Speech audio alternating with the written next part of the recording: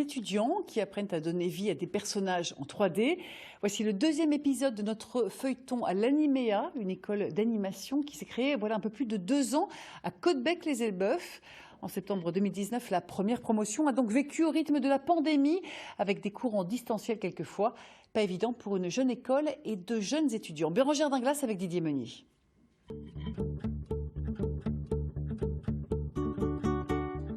Globalement, les photos qu'on trouve de moi petite, j'ai forcément soit un crayon, soit un pinceau à la main et ça a toujours fait partie de ma vie.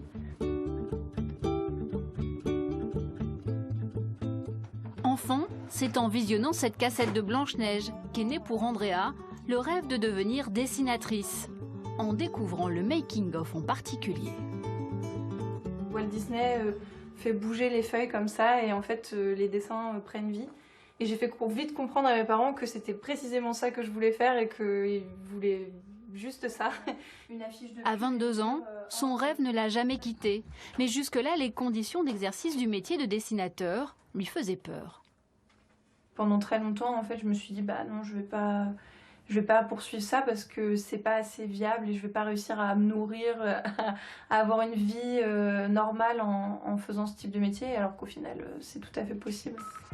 C'est finalement dans sa Normandie natale qu'Andrea a choisi de se former au métier dont elle rêvait, à l'Animéa, à Caudebec-les-Elbeuf.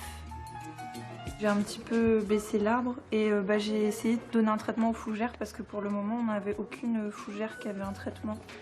À partir de la 2e année, comme dans un studio professionnel, les élèves réunis par groupe doivent répondre à des commandes. Andrea et ses camarades travaillent depuis quelques semaines sur une bande-annonce pour l'Office national des forêts. Le thème de cette année, c'est la forêt refuge de créatures extraordinaires. On a dû coller à ce thème-là pour réaliser une petite bande-annonce rapide qui mette un peu dans l'ambiance du festival et qui fasse comprendre qu'il s'agit de projections en forêt et la thématique en fait, des projections. Là, on est en train d'attaquer tout ce qui est mise en couleur, le traitement graphique, pour créer l'identité visuelle vraiment du court-métrage.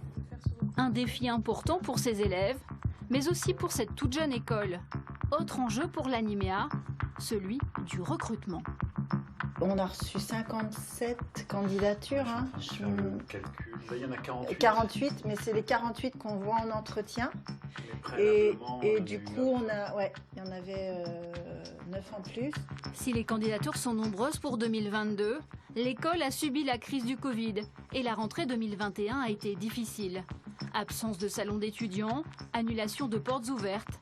Résultat, l'école n'a choisi de recruter que 8 élèves de première année pour la promotion 2021. Effectivement, c'est un effort financier pour maintenir un niveau important parce qu'il y a beaucoup d'écoles. Les studios recrutent, c'est une évidence. Hein. Donc, on recrute, mais on ne recrute pas n'importe qui.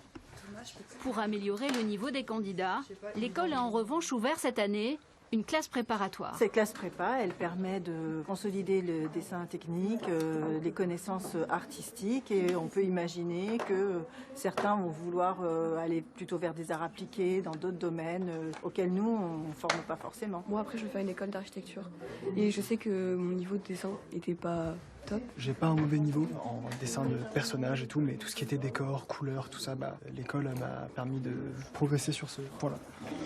Modelage, dessin anatomique, couleur ou perspective. Ils ont un an pour acquérir les bases qui devraient leur permettre d'intégrer l'école de leur choix et peut-être l'Animéa.